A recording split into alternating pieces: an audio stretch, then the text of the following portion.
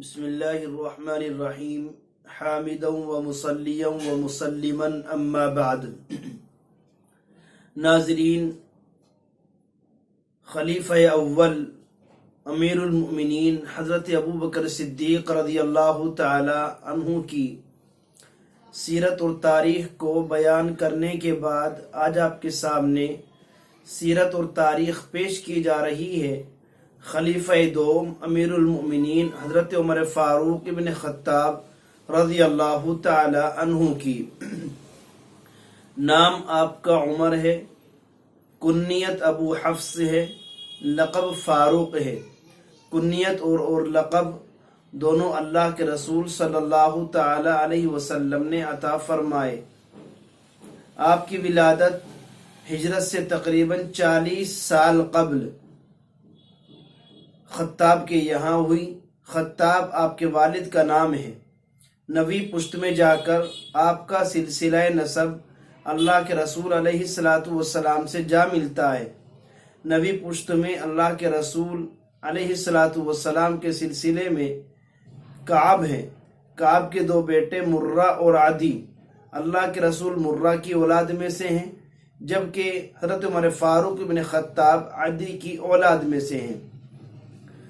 ماں کا نام خنتمہ ہے، جو کہ ہشام بن مغیرہ کی بیٹی تھی۔ عمر فاروق بن خطاب رضی اللہ تعالی عنہ زمانہ جاہلیت ہی سے آپ اور آپ کا خاندان نہایت ممتاز تھا، اور آپ اسلام، مسلمان اور اسی طرح اللہ کے رسول علیہ السلام سے سخت متنفر تھے، ابو جہل اور آپ۔ اسی لیے اللہ کے رسول علیہ السلام نے ان دونوں اشخاص کے بارے میں نام لے کر اللہ سے دعا فرمائی تھی کہ اللہ ان دونوں میں سے کسی ایک کے ذریعے اسلام کو عزت عطا فرما۔ چنانچہ اللہ نے یہ دعا عمر فاروق ابن خطاب رضی اللہ تعالیٰ عنہ کے حق میں قبول فرمائی، اور تقریباً سن 7 نبوی میں وہ خدمت نبوت میں حاضر ہوئے، اور خدمت نبوی میں حاضر ہو کر مشرف باسلام ہو گئے۔ یقیناً اللہ تبارک و تعالیٰ نے عمر فاروق ابن خطاب رضی اللہ تعالی عنہ کو نہایت اور اعلیٰ درجے کے اوصاف و کمالات سے مالا مال کیا تھا۔ اسی لیے اللہ کے رسول علیہ السلام نے یوں فرمایا، لو کان بعدی نبی لکان عمر، اگر میرے بعد نبوت کا سلسلہ جاری و ساری رہتا تو میرے بعد نبی عمر فاروق ابن خطاب کو بنایا جاتا۔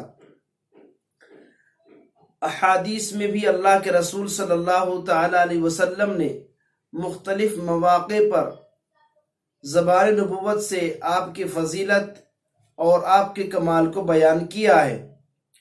حضرت ابو ہریرہ رضی اللہ تعالی عنہ راوی ہیں، فرماتے ہیں اللہ کے رسول صلی اللہ تعالی علیہ وسلم نے ارشاد فرمایا، لقد کان فیما قبلکم من الامم محدثون فإن یک فی امتی احد فإنہ عمر۔ فرمایا، تم سے پہلی امتوں میں ایسے لوگ ہوتے تھے جو اللہ تعالی کی طرف سے الہام کی نعمت سے خاص طور پر نوازے جاتے تھے، تو اگر میری امت میں سے کسی کو اس نعمت سے خاص طور پر نوازا گیا ہے تو وہ عمر ہیں۔ اسی طرح حضرت عبداللہ بن عمر رضی اللہ تعالی عنہما، جو کہ عمر فاروق بن خطابی کے صاحبزادے ہیں، وہ بیان کرتے ہیں اللہ کے رسول صلی اللہ تعالی علیہ وسلم نے ارشاد فرمایا، ان اللہ تعالی جعل الحق علی لسان عمر وقلبی، کہ اللہ تعالی نے عمر کی زبان اور ان کے دل پر حق رکھ دیا ہے، حق کو جاری کر دیا ہے۔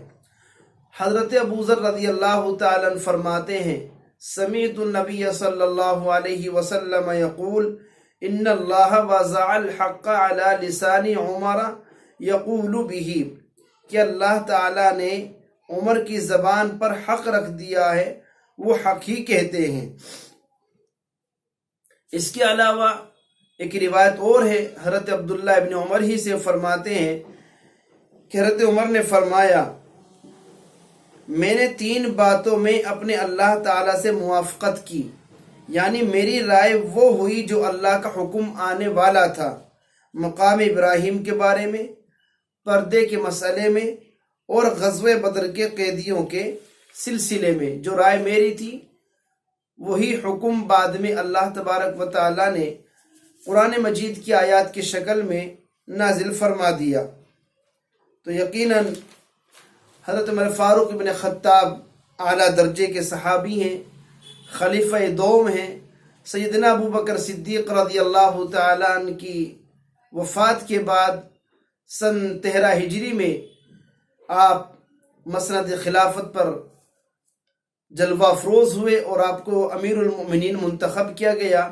آپ کے دور خلافت میں اسلام نے بہت فتوحات حاصل کی ہیں۔ اللہ تبارک و تعالیٰ نے آپ کے ذریعے سے یقیناً وہ اسلام کو وہ غلبہ عطا فرمایا کہ جس سلسلے میں اللہ کے رسول نے دعا فرمائی تھی، اللہم اعز الاسلام، کہ اے اللہ اسلام کو عزت عطا فرما، قوت عطا فرما، ابو جہل ابن ہشام یا پھر عمر ابن خطاب کے ذریعے سے۔ چنانچہ دعا عمر ابن خطاب کے حق میں قبول ہوئی اور اللہ نے اسلام کو عزت اور قوت عطا فرمائی عمر ابن خطاب کے ذریعے